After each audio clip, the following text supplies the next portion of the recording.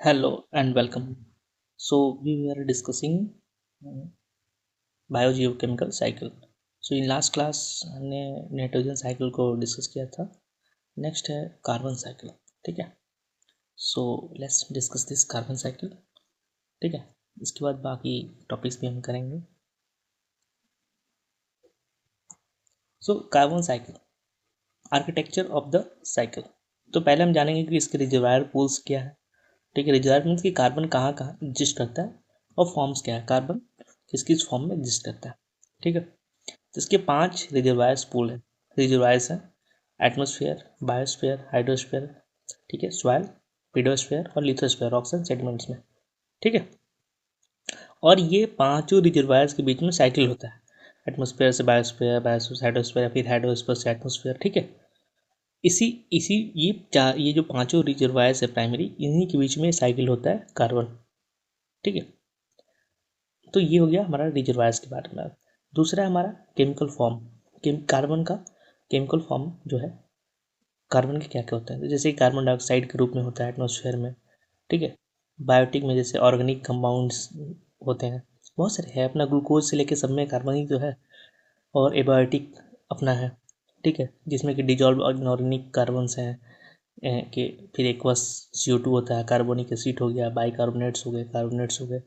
Lithospheric जिसमें carbonates rocks हो गए, फोसिल फ्यूल्स हो गए, ग्राफाइट हो गया, ये सब है. ठीक है. तो ये हमारा कि सिस्टम में ऐसे पाया जाता है. ये है हमारा कार्बन साइकिल. तो कार्बन हमारे यहाँ कैसा रहा है, मतलब तो हमारे एटमॉस्फेयर में कार्बन कितना रहा है. ठीक है. CO2 का, कार्बन डाइऑक्साइड का, खासकर मेनली कार्बन डाइऑक्साइड एटमॉस्फेयर में, जो हमारा जो हम भी पढ़े हम कि कई सारे रिजर्वायर्स हैं, उसमें से है एटमॉस्फेयर. एटमॉस्फेयर में किस में रहता है, CO2 कार्बन डाइऑक्साइड के फॉर्म में. तो वहाँ पे कैसा है, तो पहले क्या था, 1000 AD से लगभग कैलकुलेट करें तो 300 ppm. ठीक है. पार्ट्स पर मिलियन करके था. ठीक है. इंडस्ट्रियल रिवोल्यूशन तक लगभग वही रहता है. इंडस्ट्रियल रिवोल्यूशन शुरू होता है लगभग मिड 18 सेंचुरी में, 1750s में. और ये तब कार्बन बढ़ना शुरू होता है. और आज के डेट में ये 420 ppm है. ठीक है. बाई 2024, मतलब कि 300 से 400 क्रॉस हो गया. ठीक है ना. 1000 से 1750 तक लगभग इतना ही रहा, लेकिन अभी हम देख रहे हैं कितने कम समय में हमने इसको इतना ज़्यादा इंक्रीज कर दिया है. ठीक है. इसके कारण, इसके पीछे कारण क्या है, इंडस्ट्रियलाइजेशन है, एंथ्रोपोजेनिक एक्टिविटीज़ है, जैसे कि कंबसन ऑफ फॉसिल फ्यूल्स है, तो उसके कारण कार्बन डाइऑक्साइड बढ़ गया. अब ये बढ़ने के कारण क्या होता है कि हमारे कार्बन साइकिल पे भी इसका इम्पैक्ट पड़ता है. ठीक है. वो हम देखेंगे. इसीलिए कार्बन साइकिल हमें पढ़ना ज़रूरी है. कि क्लाइमेट चेंज और इन्वायरमेंट पॉलिसी के लिए भी जानना जरूरी है कि किस रिजर्वायर पूल में वो कितने समय तक रहता है. ठीक है. कि इसमें उसकी उसका जो क्वांटिटी है वो बढ़ रहा है, जो नेचुरल लिमिट है उसके बियॉन्ड जा रहा है. ठीक है. तो ये हमारा एक जनरल ओवरव्यू है कार्बन साइकिल का. ठीक है. कि एटमॉस्फेयर में CO2 होता है, प्लांट्स उसको लेते हैं. ठीक है. प्लांट उसको एब्जॉर्ब करते हैं, वो फिर ऑक्सीजन रिलीज करते हैं फोटोसिंथेसिस के समय. एनिमल्स होते हैं वो रिस्पिरेशन करते हैं, तो वो CO2 निकालते हैं. फोसिल फ्यूल्स हैं, उनके बर्निंग से CO2 निकलता है, कंबसन से. ठीक है. इनका डिकम्पोजिशन होता है, ये सॉइल में जाते हैं. ये भी डेड होते हैं, ये भी सॉइल में जाते हैं. डिकम्पोजिशन होता है, तो वहाँ पे फॉसिल फ्यूल सॉइल के रूप में, सॉइल में फॉसिल फ्यूल्स के रूप में वो क्या बोलते हैं, कार्बन स्टोर होता है. फिर वही फॉसिल फ्यूल्स यूज होता है, फिर इसको बर्न करते हैं, फिर जाता है. ठीक है. ओशियन में जाता है, जैसे कि कार्बन डाइऑक्साइड है, तो वाटर क्लाउड्स के साथ मिलके, ठीक है, कार्बोनिक एसिड बन जाता है, वो फिर जाता है और यहाँ से फिर निकलता है, जैसे मछलियाँ हैं, ये सब है. ठीक है. तो ये एक जनरल ओवरव्यू है कार्बन साइकिल का. अब कार्बन साइकिल में होते हैं दो तरह के, two clocks governing carbon journeys. कैसे कैसे, एक फास्ट क्लॉक है बायोलॉजिकल कार्बन साइकिल, दूसरा स्लो है जियोलॉजिकल कार्बन साइकिल. तो बायोलॉजिकल क्या है, time scales years to decades. जैसे कि फोटोसिंथेसिस हुआ, तुरंत होता है प्रोसेस, कार्बन डाइऑक्साइड लिया, ऑक्सीजन रिलीज किया. रिस्पिरेशन और डिकम्पोजिशन, इसमें 3 प्रोसेस होते हैं. ठीक है. तो ये रिस्पिरेशन और फोटोसिंथेसिस तो तुरंत हो जाता है. डिकम्पोजिशन कभी कभार कुछ साल लग जाते हैं, महीनों से साल. प्राइमरी रिजर्वायर्स क्या हैं इसके, फास्ट बायोलॉजिकल क्लॉक के एटमॉस्फेयर है, बायोमास है, सॉइल ऑर्गेनिक मैटर है। एनर्जी ड्राइवर क्या है? Solar radiation. अब स्लो में देखते हैं जियोलॉजिकल कार्बन साइकिल में। ये टाइम स्केल क्या है? Millions of years. क्यों? क्योंकि रॉक के वेदरिंग से, फोसिलाइजेशन, वोल्केनिक आउटगैसिंग से, कि वोल्केनिक इरप्शन हुआ उसके अंदर से निकला कार्बन डाइऑक्साइड, तो वहाँ से कार्बन हमारे आया। फिर फोसिलाइजेशन से, कि डेड हुए प्लांट्स एनिमल्स वो फिर बरी हुए, मिलियंस ऑफ ईयर बरी होने के बाद वो, ठीक है, वो कन्वर्ट होते हैं किसमें? फोसिल्स में। ठीक है, तो वो मिलियंस ऑफ ईयर्स में लग गए कार्बन में कन्वर्ट होने में, तो वो हो गया स्लो बहुत हो गया। फिर ये रॉक वेदरिंग, वेदरिंग भी बहुत ही स्लो प्रोसेस है। एनर्जी ड्राइवर्स क्या है? प्लेट टेक्टोनिक्स के कारण वोल्केनिक इरप्शन ये सब होता है, जियोथर्मल एनर्जी है जो कि निकलता है। ठीक है, तो ये सब हो गया। फोसिलाइजेशन होता है प्लेट टेक्टोनिक्स की वजह से, कि ये दो प्लेटें आ रही हैं इधर से टकराएंगे। ये सपोज ये प्लेट है, इसको अच्छे से बनाते हैं। कुछ कुछ बेसिक चीज़ें समझ लेनी चाहिए अच्छे से। जैसे ये प्लेट है, एक अर्थ की प्लेट है, एग्जैक्टली ऐसे नहीं होती है, और ये दूसरी प्लेट है। ठीक है, तो ये प्लेट इधर की तरफ मूव कर रही है। ठीक है, या फिर ये प्लेट ये भी कर सकती है इधर की तरफ मूव कर रही है, दोनों एक दूसरे। ये हुआ धीरे धीरे, क्या हुआ, ये प्लेट बढ़ते गई और ये इसके नीचे चला गया। नीचे जाएगा तो जो भी प्लांट्स है वो सब भी उसके नीचे चला गया। ठीक है, जो भी डेड, सपोज ये समुंदर था, इसके अंदर जो स्पीसीज थे वो सब इसके नीचे दब गए तो मिलियंस ऑफ ईयर्स में वो फिर कन्वर्ट हो जाते हैं फॉसिल फ्यूल्स में। ठीक है, प्लांट्स दबते हैं तो कोल बनता है। तो इस तरह से होता है, तो वो तो स्लो हो गया। नेक्स्ट है, चलते हैं हम कि फोटोसिंथेसिस को थोड़ा सा देख लेते हैं कि उसमें कैसे क्या होता है। तो the process by which autotrophs यानी कि टेरेस्ट्रियल प्लांट्स है या फिर एक्वाटिक फाइटोप्लैंक्टन है फिक्स एटमॉस्फेरिक और dissolve CO2 into organic molecules. तो हमने बताया कि ये होता है लाइट एनर्जी के कार्बन हाइड्रोजन, लाइट एनर्जी के ग्लूकोज और हमें ऑक्सीजन रिलीज करते हैं प्लांट्स। ठीक है, ग्लोबल सिग्निफिकेंस क्या है? तो ocean micro organisms fix approximately as much as CO2 annually as terrestrial plants due to high turnover rates. Limiting factors क्या है? Photosynthetic capacity depends upon light, nutrients. ठीक है, वाटर टेम्परेचर हमारा लगभग रहना चाहिए नॉर्मल। ठीक है, उसके बाद CO2 कंसनट्रेशन की, कार्बन डाइऑक्साइड कितना, अगर कार्बन डाइऑक्साइड ज़्यादा है तो फोटोसिंथेसिस का रेट भी ज़्यादा हो सकता है। ठीक है, उसके बाद क्या है? द ब्रीदिंग अर्थ की annual CO2 fluctuation of 5 to 10 ppm driven by northern hemisphere seasonal growth demonstrate the massive scale of this flux. ठीक है, अब चलते हैं नेक्स्ट। नेक्स्ट हमारा द काउंटर बैलेंस, कि अब तो फोटोसिंथेसिस पढ़ लिया कि उसमें भाई कार्बन उसने लिया, ऑक्सीजन रिलीज किया। अब रिस्पिरेशन और कार्बन रिलीज जो प्रोसेस है, तो ये हमारे सेल्स में होता है, एनिमल्स के सेल्स में होता है सब जगह। ठीक है, ये दो तरह का होता है, एरोबिक और एनारोबिक, मतलब oxygen oxic condition, anoxic condition.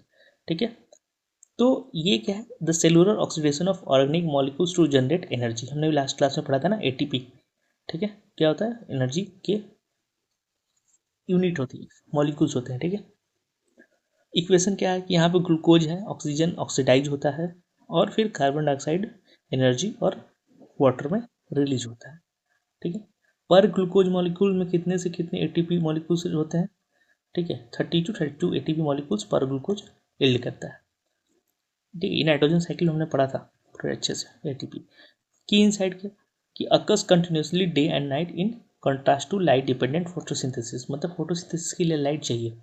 ठीक है, कि लाइट चाहिए तभी होगा, लेकिन जो हमारा रिस्पिरेशन है वो तो चलते रहता है, नहीं चलेगा तो फिर ख़त्म खेल। तो इसलिए उसमें कभी वो रुकता नहीं, वो चलते ही रहता है। फिर है एनारोबिक। एनारोबिक क्या? Occurs in the absence of oxygen using alternative electron acceptors. ठीक है, ऑक्सीजन के एब्सेंस में होता है, जैसे कि डीनाइट्रिफिकेशन पाथवेज है, सल्फेट रिडक्शन है। ठीक है, ये क्वांटिटेटिवली सिग्निफिकेंट है in anoxic environment like waterlogged soils और सेडिमेंट्स। ठीक है, इसमें आयरन रिडक्शन भी होता है। तो ये सब प्रोसेस, तो ये दो तरह से होता है, कार्बन रिलीज एटमोसफेयर में। फिर हमारा नेक्स्ट मिथुनो मिथेनोजेनेसिस। ठीक है, कैनोरबिक डिकम्पोजिशन में। तो इसमें क्या होता है? ये एक metabolic pathway exclusive of archaea that produce methane. ठीक है। तो इसमें मीथेन होता है, जैसे CO2 है, वाटर मिला तो मीथेन बना और वाटर रिलीज किया। ठीक है। उसके बाद क्या है इसमें, तो एक तो ये पाथवे हो गया।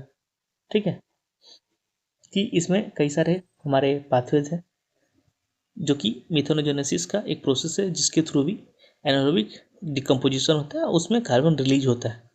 ठीक है, डिकम्पोजिशन में भी कार्बन रिलीज होता है। अगर मिथोजेनेसिस नहीं होगा तो बहुत ज़्यादा जो हमारा कार्बन है, ठीक है, जो कार्बन हमारा रिजर्व्स है, would remain as a fermentation products in anoxic environment. ठीक है, इसलिए मिथोजेनेसिस होना जरूरी है, कि मीथेन का फॉर्मेशन होना जरूरी है। ठीक है। अब इसमें क्या है कि इकोलॉजिकल सिग्निफिकेंस क्या है इसका, तो environmental sources, wetlands, rice paddies हैं, ठीक है, रूमिनेंट्स डाइजेस्टिव सिस्टम है, परमाफ्रॉस्ट है, लैंडफिल्स है। ठीक है, तो वहाँ पे क्या होता है कि ये सब जगह पे वेटलैंड से निकलता है CO2, राइस पैडी से निकलता है, रूमिनेंट जो अपने चुगाली करते हैं, ठीक है, भैंस, गाय। फिर परमाफ्रॉस्ट है, उसमें ट्रैप्ड रहता है, अभी जिस थॉविंग हो रहा है, मतलब वो धीरे धीरे पिघल रहा है परमाफ्रॉस्ट, तो उसके कारण वहाँ से कार्बन रिलीज हो रहा है, लैंडफिल्स है वहाँ से निकलता है। क्लाइमेट पोटेंसी क्या है, तो जो मीथेन है उसका ग्लोबल वार्मिंग पोटेंशियल है, ठीक है, 25 to 28 times that of CO2 over A 100 year time frame. ठीक है, इसमें क्या इन्वॉल्व करता है कोई एंजाइम, जैसे कि F420 है, ठीक है, not found in other life forms. तो ये हमारा मिथेनोजेनेसिस का प्रोसेस हो गया। मिथेनोजेनेसिस भी कैसे हो रहा है, कार्बन डाइऑक्साइड के कारण, मतलब कार्बन के प्रेजेंस के कारण। ठीक है। नेक्स्ट हमारा ट्रॉपिक ट्रांसफर एंड इकोलॉजिकल, ठीक है, स्टियोकेमेट्री। तो बायोमास ट्रांसफर, तो उसमें क्या है, only 10 to 20% of carbon is transferred between trophic level. जो ट्रॉपिक लेवल है उसमें सिर्फ 10 से 20% ही कार्बन होता है ट्रांसफर, बाकी क्या होता है, lost as a metabolic heat, respiration के रूप में लॉस्ट हो जाता है। और enters the detritus pathway, faecal matter, dead organic matter, plants मर गए, फीकल मैटर हो गया, रिस्पिरेशन ये तो भी तो एटमोसफेयर में चला गया।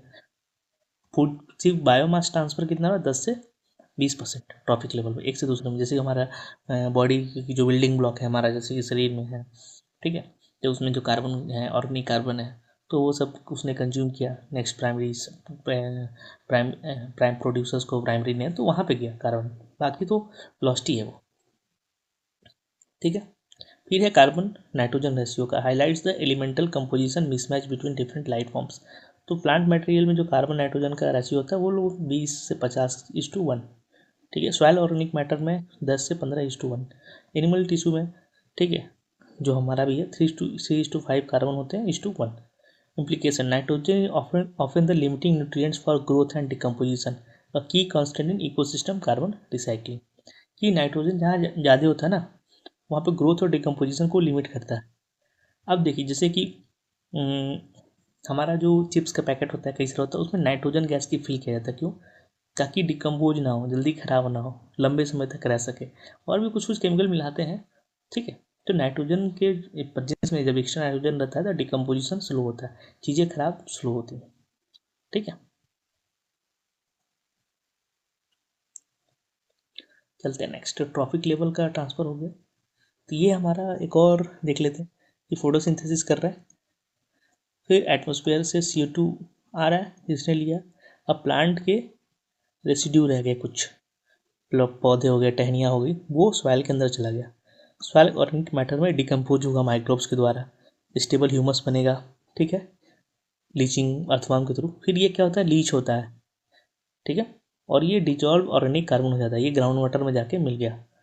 ठीक है, तो वो अब कार्बन जाके यहाँ पे फंस गया, तो वो उस पूल में चला गया। ठीक, ये रूट रिस्पिरेशन करते हैं तो वहाँ से CO2 निकलता है, माइक्रोबियल रिस्पिरेशन कर रहे हैं तो वहाँ से CO2 निकल रहा है। ठीक है, फोसिल फ्यूल जो कम्बसन होगा, जो फोसिल फ्यूल्स यहाँ से निकलेंगे मिलियंस ऑफ ईयर्स के बाद, तो वहाँ से फिर से वो एटमोसफेयर में जाएगा। सॉयल कार्बन पाथवे, तो पिछला जो देखा हमने सॉयल कार्बन साइकिल का देखा, ये मल्टी स्टेज डिकम्पोजिशन प्रोसेस।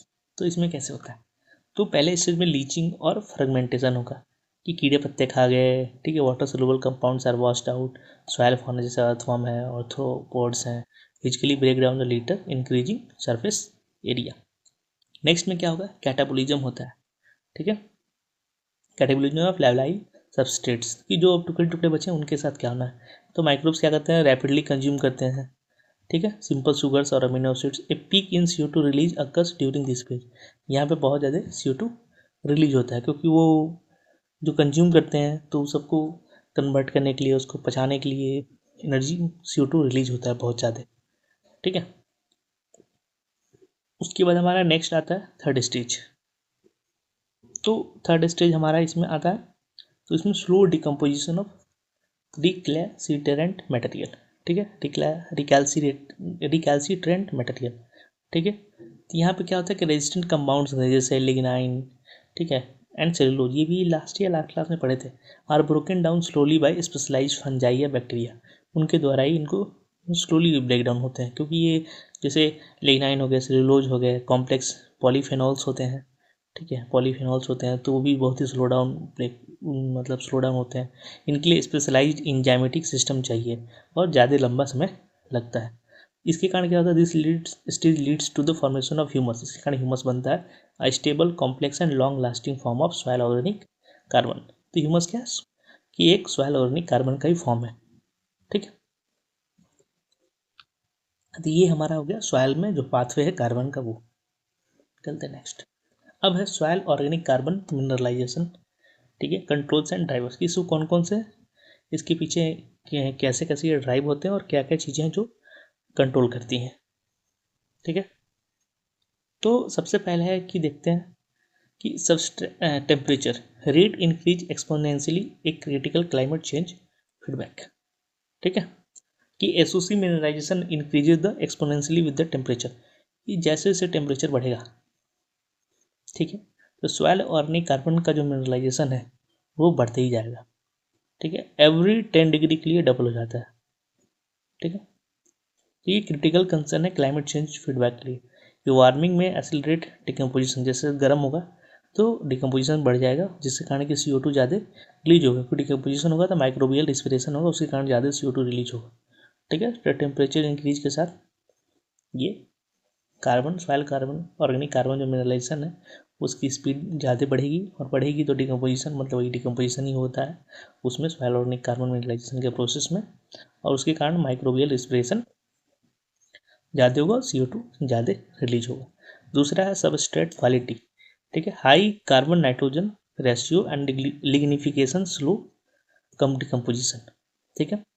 तो यहाँ पे क्या होता है कि हाई जो सॉइल ऑर्गेनिक जो कार्बन है, ठीक है, content stimulates microbial activity and faster turnover, की फास्टर टर्नओवर, ठीक है। अगर under high carbon content shows greater sensitivity to temperature changes, कि अगर जो टेम्परेचर चेंजेज है वो उसके प्रति ज़्यादा सेंसिटिविटी कौन दिखाता है, सॉइल मिनरलाइजेशन, जब कार्बन कंटेंट बहुत ज़्यादा होता है, जब हाई कार्बन नाइट्रोजन रेशियो होता है तो बहुत ज़्यादा सेंसिटिविटी दिखाता है, ठीक है। तो ये सबस्ट्रेट क्वालिटी हो गया, मतलब कितना कार्बन नाइट्रोजन का जो हमारा रेशियो है उसके हिसाब से डिकम्पोजिशन का रेट तय होगा। उसके नेक्स्ट है हमारा न्यूट्रिएंट अवेलेबिलिटी, कि न्यूट्रिएंट कितना है, ठीक है, न्यूट्रिएंट मतलब एनपीके, ठीक है, कि नाइट्रोजन तो हमेशा क्या है कि ऑफन को लिमिटिंग है विद कार्बन इन डिकम्पोजिशन के, उसको लिमिट करता है कि भाई थोड़ा स्लो हो, ठीक है। सॉइल में जिसमें हायर नाइट्रोजन अवेलेबल होता है, ठीक है,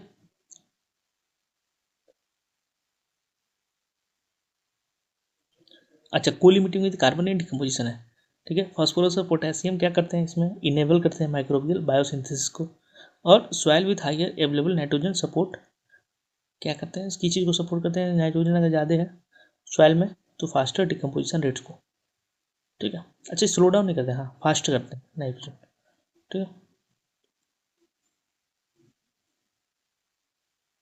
उसके बाद नेक्स्ट है हमारा mineralisation, is the biological conversion of organic carbon in soil to inorganic carbon dioxide via microbial respiration, ठीक है।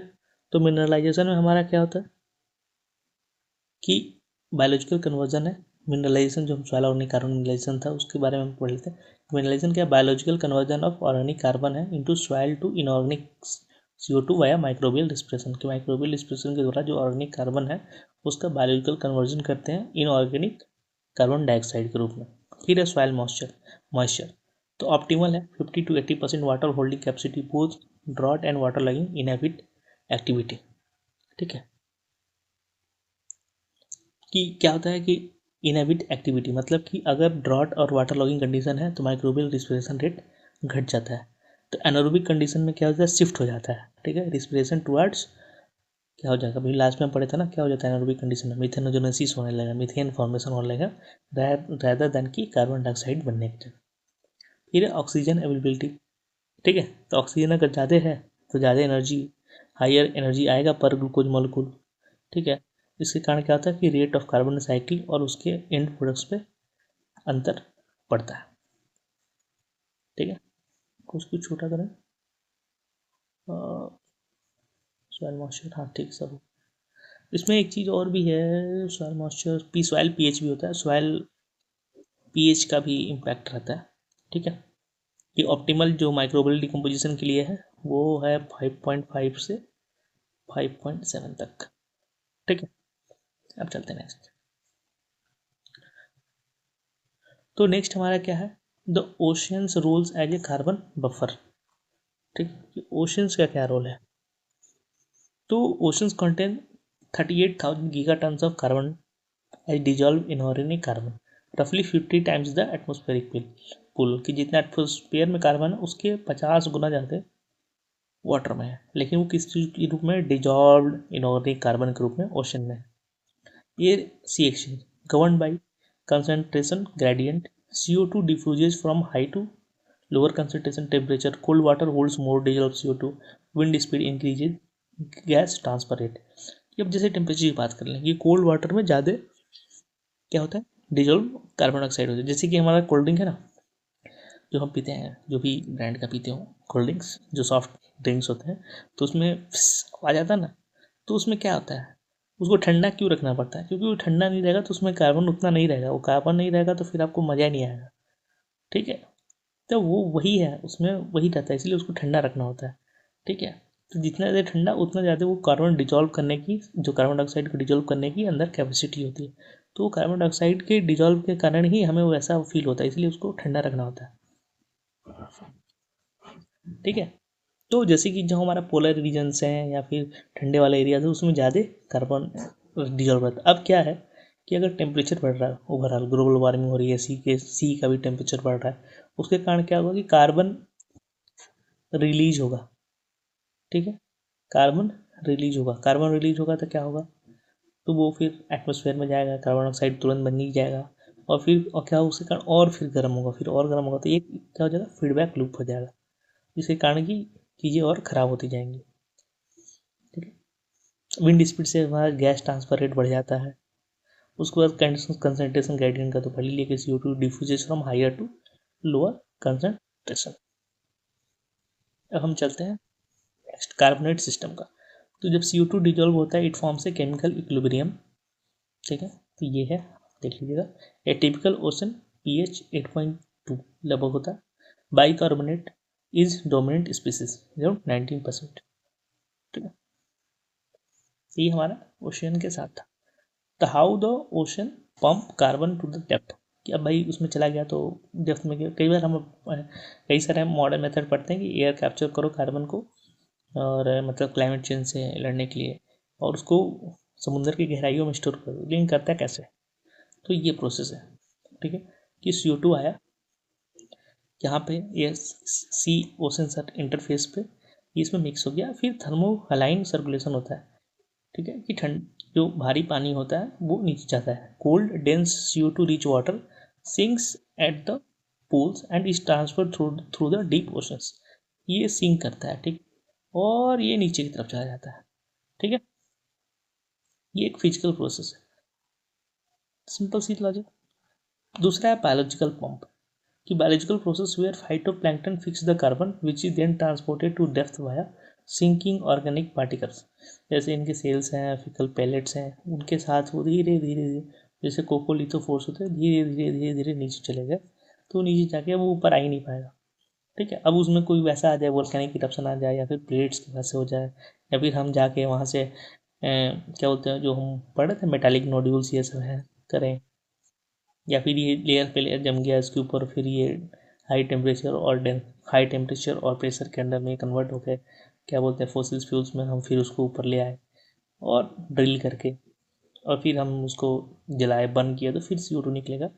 ठीक है, नहीं तो ऐसे नेचुरली बहुत कम निकलते हैं जब वो डेप्थ में चले जाते हैं ओशियन के। तो उनका दो तरीका है, ये जो सॉल्बिलिटी पंप है, ये कोल्ड डेंस है, वाटर है वो नीचे की तरफ जाता है। ठीक है, नीचे की तरफ जाता है तो वहाँ पे वो फिक्स हो जाता है। ठीक है, तो वहाँ तक वो CO2 चला जाता है कि अब वो नीचे नीचे ठंडा पानी नीचे जाएगा। या फिर है कोकोलिथोफोर्स होता है जो बायोलॉजिकल पंप है, फाइटोप्लैंक्टन फिक्स करते हैं कार्बन को। फिर है deconstructing the marine carbon pumps, solubility pumps का ही है कि CO2 डिजॉल्व होता है कोल्ड पोलर सरफेस में, यही हम पढ़े। This dense CO2 rich water sinks, नीचे की तरफ जाता है। Thermohaline circulation transport it for 500 to 2000 years. ठीक है, वो बहुत स्लो मूविंग, नीचे का पानी होता है ना बहुत स्लो मूव करते हैं एकदम, जो 3 4 5 हज़ार 4 हज़ार 5 हज़ार मीटर डेप्थ में जो होते हैं। तो हैज क्लाइमेट सिग्निफिकेंस क्या है, तो has absorb 2.9 giga ton carbon per year of anthropogenic CO2 moderating atmospheric rise, कि वो वहाँ पे मिल के चले जाते हैं तो उससे क्या होता है एटमॉस्फेयर में उतना तेजी से नहीं होता, जिसके कारण कि ग्लोबल वार्मिंग थोड़ा रेट स्लो हो जाता है। फिर बायोलॉजिकल पंप, ये CO2 है, न्यूट्रिएंट्स है, फाइटोप्लैंक्टन्स है। ठीक है, उनको ये जू प्लैंक्टन ये सब ग्रेज करते हैं। फिर एग्रीगेट फीकल पैलेट्स होते हैं, वो धीरे धीरे से नीचे चला जाता है। ठीक है, वहाँ पे कोकोलिथोफोर्स होते हैं, वो फिर CA कार्बन कार्बोनेट के सेल्स होते हैं। ठीक है, और वो यहीं पर रहते हैं, यहाँ पे फिर से रीमिनरलाइज हो जाते हैं डेप्थ में।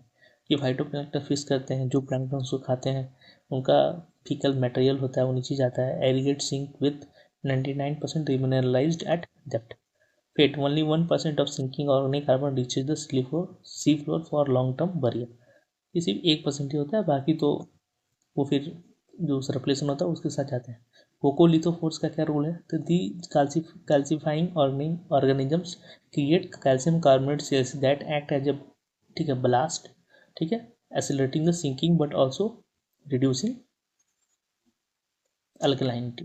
ठीक है, अब नेक्स्ट क्या है हमारा, ये तो हो गया। नेक्स्ट हमारा ओशियन डायनेमिक्स, ये स्ट्रेटिफिकेशन क्या है, ऑक्सीजन मिनिमम जोन्स क्या है, ब्लू कार्बन। तो इसमें क्या कहता है वर्टिकल स्ट्रेटिफिकेशन होता है, ऑक्सीजन मिनिमम जोन्स। ठीक है, यूफोटिक थर्मोकलाइन ये लाइन है। ठीक है, ऑक्सीजन मिनिमम जोन्स आ गया। फिर डीप ओशन कहता है strong vertical stratification limit oxygen supply to intermediate depths. High oxygen demand from the respiration creates क्या है oxygen minimum zones where anaerobic decomposition process like denitrification dominate. ठीक है, ये simple से पहचानना। ब्लू कार्बन क्या है, तो carbon sequestered in the coastal ecosystem mangrove salt marshes and sea grass meadows, उसको ब्लू कार्बन बोलते हैं। सिग्निफिकेंस क्या है, दिस सिस्टम कंप्राइजेज, ठीक है, less than 2% of ocean area but account for disproportionately high carbon burial rates creating a pathway to geological storage. ठीक है, vulnerability के under severe threat from the coastal development and pollution. तो ये इनके साथ समस्या है ब्लू कार्बन के साथ।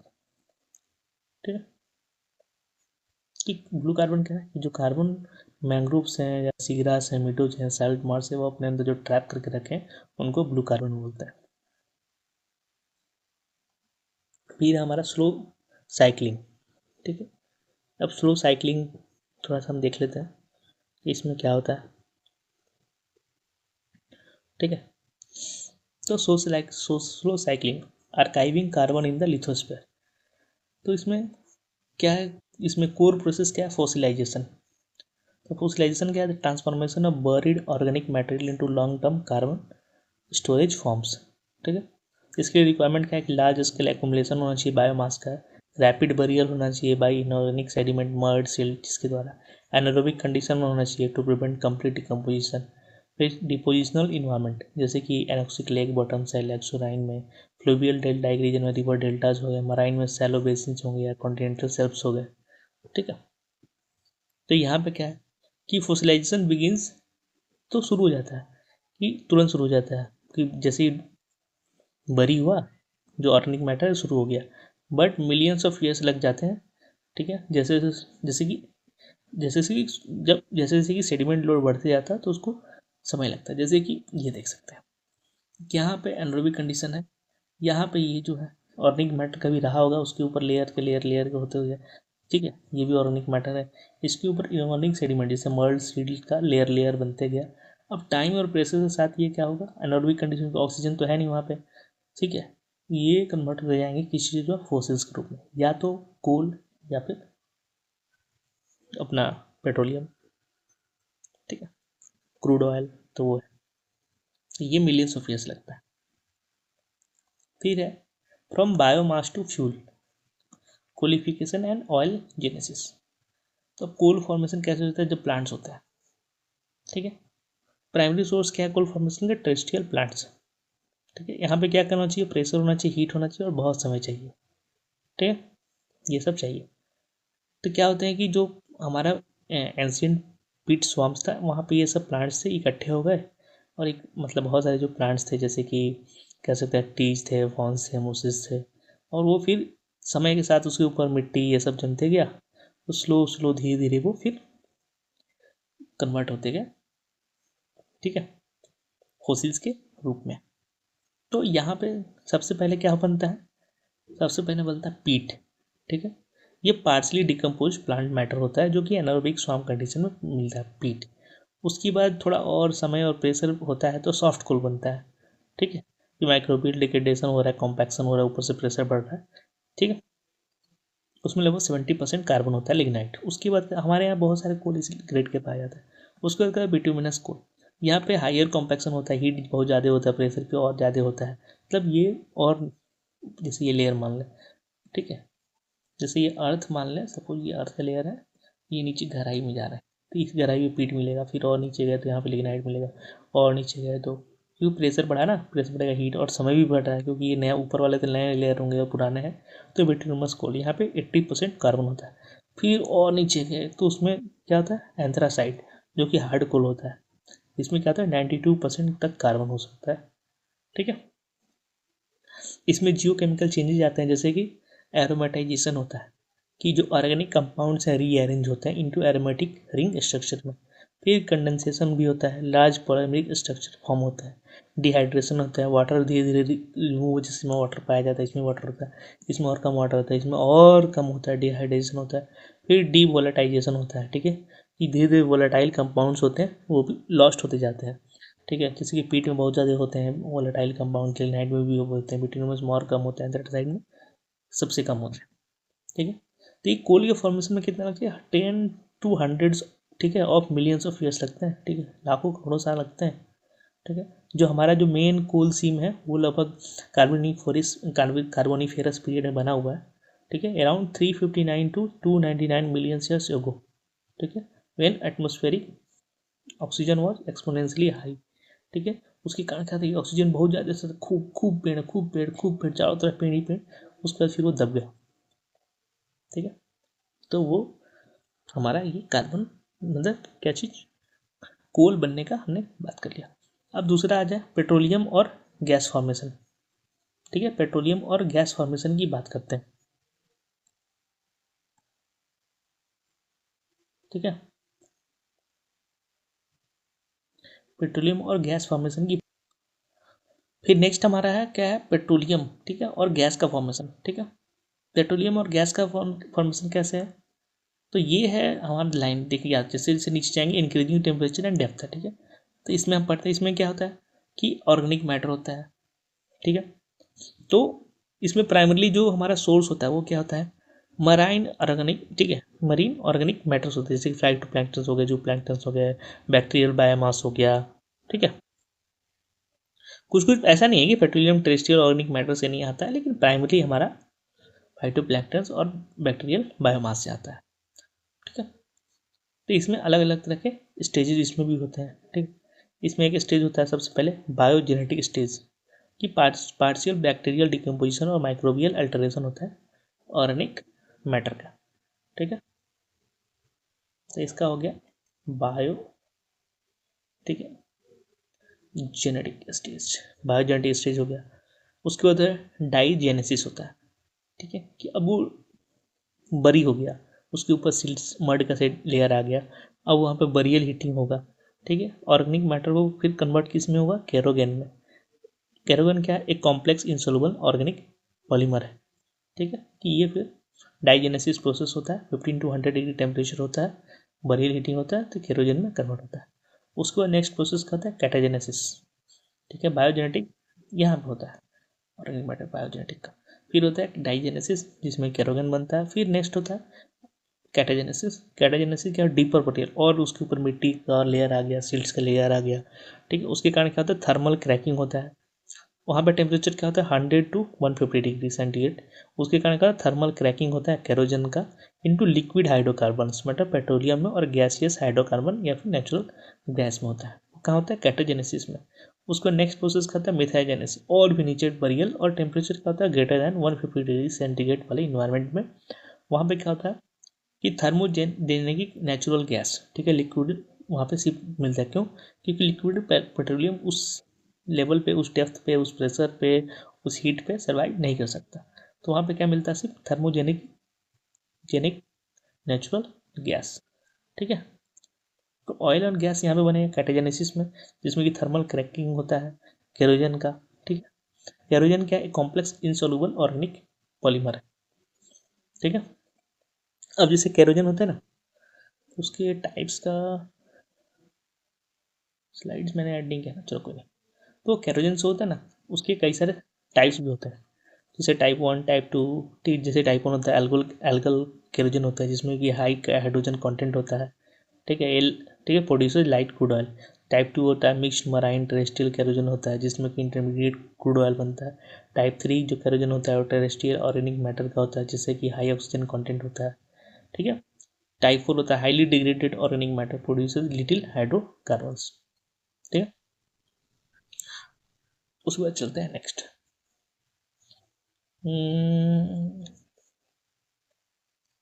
अच्छा, ठीक है। नेक्स्ट है हमारा, ठीक है। तो जैसे जैसे कोल के बारे में पढ़े थे वैसे ही पेट्रोलियम का भी है कि इसको भी मिलियंस ऑफ ईयर्स चाहिए पेट्रोलियम को जनरेट होने के लिए, ठीक है। और हमारा मोस्ट ऑफ द पेट्रोलियम जो है ना वो मेसोजोइक या सिनोजोइक एराज का है, ठीक है। उस समय ही वो सब भरी हुए थे, तो अब जाके फिर कन्वर्ट हुआ, अब हम उसको यूज़ करते हैं।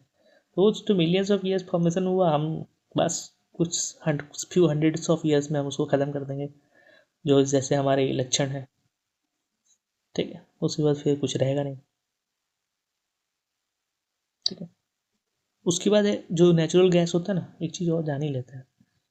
नेचुरल गैस जो होते हैं वो दो तरह के होते हैं, ठीक है। एक होता है थर्मोजेनिक, ठीक है। थर्मल ब्रेकडाउन जो भी हम पढ़े, ठीक है। इसमें मीथेन होते हैं, लेकिन और सारे हेवियर हाइड्रोकार्बन भी होते हैं। दूसरा है बायोजेनिक, ठीक है। इसमें क्या होता है कि जो मिथेनोजेनिक बैक्टीरिया होते हैं वो सैलो डेप्थ यानी कि लेस दैन 1000 मीटर पे ही रहते हैं, ठीक है। और वो कन्वर्ट करते हैं। और ये इसमें क्या होता है थर्मोजेनिक में ना, मतलब मीथेन तो होता है साथ में और भी हेवियर हाइड्रोकार्बन्स होते हैं थर्मोजेनिक में। लेकिन जो बायोजेनिक होता है ना, बायोजेनिक जो कि मिथोजेनिक बैक्टीरिया के द्वारा प्रोड्यूस होता है, वो लगभग नियरली प्योर मीथेन होता है, ठीक है। तो ये ध्यान रखना, बायोजेनिक और thermogenic origin of gas, natural gas. उसके बाद नेक्स्ट हमारा है earth deep thermostat, weathering tectonics and deep carbon cycle, ठीक है। तो इसको हम देखते हैं कि इसमें क्या होता है। तो इसमें सबसे पहले क्या हो रहा है कि volcanic outgassing source, subducted oceanic plates carry carbon deep into the mantle, this carbon returns to atmosphere via volcanic activity. तो भी पढ़े थे। उसका CO2 होता है, बारिश होता है अपना, H2CO3 बनता है एक्वस, ठीक है। फिर वो नदी में जाता है, नदी से फिर समुद्र में आता है कि atmospheric CO2 dissolve in rain forming weak carbonic acid. उसका this acid weathers rocks transporting dissolved ions to ocean where they are use to form carbonate minerals. तो वो आता है अपना H2CO3, फिर कैल्शियम कार्बोनेट, ठीक, उससे कैल्शियम बनता है, कार्बोनेट्स बनते हैं। फिर कार्बोनेट सेल्स और प्लैंक्टन्स होते हैं, वो फिर क्या होता है अपने ज़मीन के अंदर दब जाते हैं, सबडक्शन होता है, ठीक है। सबडक्शन होता है प्लेट्स का, फिर से जाता है, फिर से वो गैस के रूप में वोल्केनो होता है, वोल्केनिक आउट गैसिंग के रूप में फिर से वहाँ से कार्बन डाइऑक्साइड वापस आता है। तो ये एक डीप ऑर्गेनिक कार्बन साइकिल है, ठीक है। This balance between weathering and out guessing regulates earth climate on multi millions years time scale, ठीक है। अब बहुत ज़्यादा वोल्केनिक की तरफ से बहुत ज़्यादा कार्बन आ जाएगा, चारों तरफ कार्बन ही कार्बन कार्बन ही कार्बन, ठीक है। तो वो सब बैलेंस बना के रखते हैं, ठीक है। कि यहाँ से कार्बन निकला, एक बार फिर से देख लेते हैं। यहाँ पे कार्बोनिक एसिड बना, कार्बोनिक एसिड बना तो नदियों से, नालों से, ये फिर समुद्र में गया, समुद्र में गया तो ये वीक एसिड के रूप में आया था, ठीक है। तो जो वीक एसिड है वो फिर कन्वर्ट होते हैं किस रूप में, तो वो कन्वर्ट होते हैं कार्बोनेट सेल्स के रूप में। फिर वो कार्बोनेट सेल्स और प्लैंक्टन के जो सेडिमेंट्स होते हैं वो नीचे नीचे दम जमीन के मतलब ओशन फ्लोर पे चले गए, उसके ऊपर फिर मड सिल्ट सब लोड आउट होते गया, तो फिर वो एकदम नीचे चले गए। फिर क्या होता है, प्लेट टेक्टोनिक्स होता है कि दो प्लेट, जैसे ये अलग प्लेट है और ये अलग प्लेट है, आया और ये प्लेट नीचे की तरफ जाने लगा, ठीक ठीक है। थोड़ा सा, हाँ, जैसे कि ये अलग प्लेट है अर्थ का और ये अलग प्लेट है, तो ये प्लेट अब नीचे की तरफ जाने लगा, ठीक है, सबडक्ट करने लगा। तो सबडक्ट करने लगा तो फिर से ये चीज़ जो मटेरियल था सब कुछ था वो फिर पिघलने लगा मैग्मा के रूप में, तो फिर ये वोल्केनिक आउटगैसिंग के रूप में उसके साथ साथ कार्बन डाइऑक्साइड भी बाहर आ गया, ठीक है। जैसे कि मिड ओशनिक रीज है वोल्केनिज्म जहाँ पे होता है, ठीक है।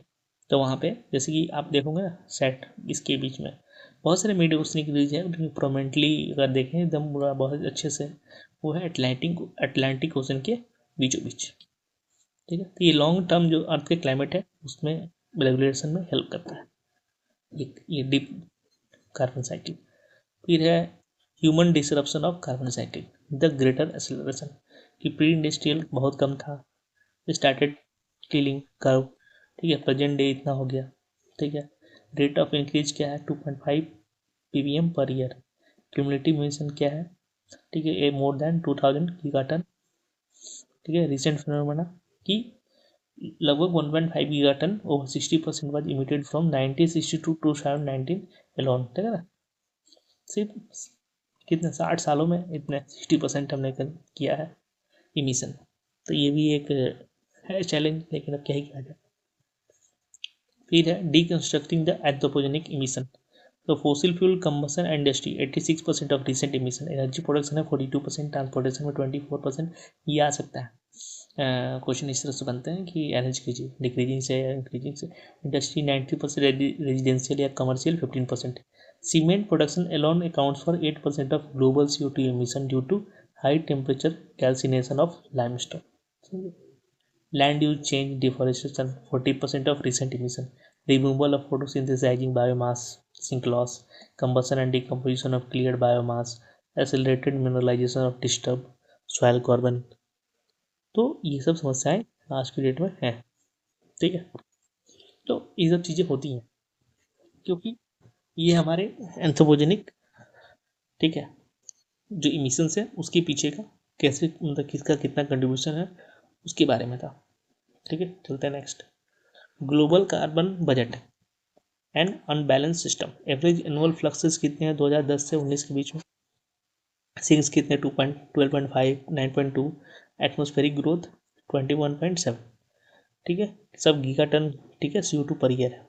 Fossil fuel industry 34.4 giga ton carbon dioxide per year source से, और लैंड यूज से कितने 5.7, ठीक है। नेचुरल सिंक्स आर ऑब्जर्विंग रफली हाफ ऑफ एंथ्रोपोजेनिक इमिशन, अगर इसको जोड़ेंगे सबको, ठीक है, ये कितने आ जाएंगे लगभग 20, but reminder accumulates in atmosphere, तो बाकी जो हमारे एटमोसफियर में जा रहा है ये बढ़ते ही जा रहा है, ये जो खांचा है ये हिस्सा है एटमोसफियर का ये बढ़ते ही जा रहा है, उसके कारण क्या हो रहा है ग्लोबल वार्मिंग हो रहा है, क्लाइमेट चेंज हो रहा है, ठीक है। The system response climate carbon feedbacks, तो पॉजिटिव फीडबैक कि वार्मिंग हुआ, परमाफ्रॉस्ट थॉ होगा जो कि मिलियंस ऑफ ईयर से अपने अंडर कार्बन को ऐसे नीचे रखा है, ठीक है, उसके कारण क्या रिलीज होगा कार्बन डाइऑक्साइड मीथेन, उसके कारण और वार्मिंग होगा फिर और ये होगा, ठीक है। तो ये हमारा क्या है पॉजिटिव फीडबैक एम्पलीफाइंग, जिसके कारण कि ये समस्या जो हमारा है बढ़ते जाएगा ग्लोबल वार्मिंग का, और कार्बन डाइऑक्साइड एटमोसफेयर में warming reduces CO2 solubility, forest die off droughts and heat states convert the sinks to source, फिर है नेगेटिव फीडबैक स्टेबलाइजिंग, ये हाइयर एटमॉस्फेरिक कार्बन डाइऑक्साइड होंगे तो फोटोसिंथेसिस इनहेंस होगा, ठीक है। उसके कारण क्या होगा कि इंक्रीज कार्बन अपटेक होगा, फिर उसके कारण हाइयर एटमॉस्फेरिक जो हमारा कार्बन है वो कम हो सकता है। कि हाइयर टेम्परेचर एंड प्रेसिपिटेशन में एक्सेलरेट CO2 रिमूवल। लेकिन अभी जो एविडेंस है हमारे पास वो सजेस्ट करते हैं कि जो पॉजिटिव फीडबैक है जो ये है, ये डोमिनेट करता है, resulting in net amplification of anthropogenic CO2 accumulation. इसके कारण जो हमारा एंथ्रोपोजेनिक CO2 है वो बढ़ते ही जा रहा है, ठीक है, घट नहीं रहा। चलते हैं नेक्स्ट। नेक्स्ट क्या है, quantifying sensitivity the Q ten temperature coefficient. ये जो कोफिशिएंट है each factor by which a rate increases for every 10 degree rises in the temperature for application to soil respiration. For soil respiration 1.5 to 3.3 degree, ठीक है, typically 2.0. This means that microbial respiration and thus CO2 releases from soils approximately doubles with the every 10 degree of warming. फिर implication for climate change. 1 degree increase in global temperature could accelerate soil respiration by 10 degrees centigrade. This could release an additional 2 to 5 gigaton of carbon per year from the world's soil, creating a powerful positive feedback loop, जो कि हमें नहीं चाहिए, ठीक है, हमें positive feedback loop नहीं चाहिए। चलते हैं next, intervention and mitigation strategies. तो एक है carbon capture and storage technologies, ठीक है। दूसरा हमारा क्या है, दूसरा हमारा natural climate solutions based ecosystem based approaches है, कि अलग अलग तरह के अप्रोचेज है। तो इसमें कार्बन क्या, post combustion capture from the power plants, की पावर प्लांट्स में सही से फिल्टर्स लगाएं, फिर वहाँ पर जो CO2 है कम से कम निकले पावर प्लांट्स में। फिर है डायरेक्ट एयर कैप्चर, कि एयर से हम डायरेक्ट CO2 को एम्बियंट एयर से एब्जॉर्बेंट्स या सॉल्वेंट्स का यूज़ करके हम इसको पोल्यूशन और डिटेल से पढ़ेंगे, उसका उपयोग करके हम कर लें, ठीक है। प्री कंबसन कैप्चर भी एक रहता है, ठीक है, कि फोसिल फ्यूल्स को सीन गैस में कन्वर्ट कर लें, जो फोसिल फ्यूल है उसको सीन गैस में कर लें, और CO2 and removing CO2 before combustion से पहले CO2 निकाल लें। फिर स्टोरेज मेथड, कि जियोलॉजिकल सिक्वेस्ट्रेशन कर लें, ठीक है, कि इंजेक्ट कर दें जो कैप्चर CO2 है डीप सलाइन एक्वीफर्स में, ठीक है, डीप सलाइन एक्वीफर्स में, डिप्लीटेड ऑयल फील्ड्स में, ठीक है, या फिर अनमाइनेबल, क्या बोलते हैं, अनमाइनेबल माइंस में, कोल सीम्स में, उसमें कर लें, ठीक है। फिर हम मिनरल कार्बोनेशन कर लें, कि कैप्चर्ड CO2 को सिलिकेट मिनरल के साथ रिएक्ट करा दें ताकि वो एक स्टेबल कार्बोनेट्स बन जाए, फिर उसको स्टोर कर दें डीप में, ठीक है। या फिर हाई एनर्जी कॉस्ट, लेकिन इसमें लिमिटेशन क्या है कि हाई एनर्जी कॉस्ट है, लिमिटेड ग्लोबल डिप्लॉयमेंट है, ठीक है। क्यों, क्योंकि कैपिटल कॉस्ट बहुत ज़्यादा है, ठीक है, और बहुत ज़्यादा हम इसको नीचे की तरफ, बहुत ज़्यादा हम स्टोरेज नहीं कर सकते, ठीक है, क्योंकि हमारे पास कैपिटल, फिर उसमें जाना, सब कुछ करना, कन्वर्जन करना, ठीक है, वो सब कार्बोनेशन में अगर कर रहे हैं तो वो करना, वो सब चैलेंज है। नेचुरल क्लाइमेट बेस्ड अप्रोच को देखते हैं। इसमें क्या है कि रिफॉरेस्टेशन कर लो, कार्बन सिंक को फिर से फॉरेस्ट लगा के बढ़ा लो, ठीक है, soil carbon sequestration via agriculture practice कर लो, ठीक है, कि सॉइल में ऑर्गेनिक कार्बन एक्यूमुलेट हो, वेटलैंड रिस्टोर कर लो, ठीक है, कि anaerobic condition for carbon burial reestablish हो जाए। फिर है मराइन कंजर्वेशन कर लो, ब्लू कार्बन अब इकोसिस्टम को और ज़्यादा प्रोटेक्ट कर लो या फिर इन्हेंस कर लो, ठीक है। उसके अलावा क्या कर सकते हैं, रिन्यूएबल एनर्जी में ट्रांजिशन कर सकते हैं, कि फॉसिल फ्यूल्स की जगह हम विंड सोलर हाइड्रो में करें, एनर्जी इफिशियंसी करें, मतलब कि demand through building insulation transportation efficiency करें, बिल्डिंग का स्ट्रक्चर उस तरह से बनाए, ठीक है। फिर सर्कुलर इकोनॉमी को करें, कम से कम कि जो मटेरियल एक्सट्रैक्शन वेस्ट है उसको फिर से हम यूज़ कर सकें, ये सब तरीके हैं।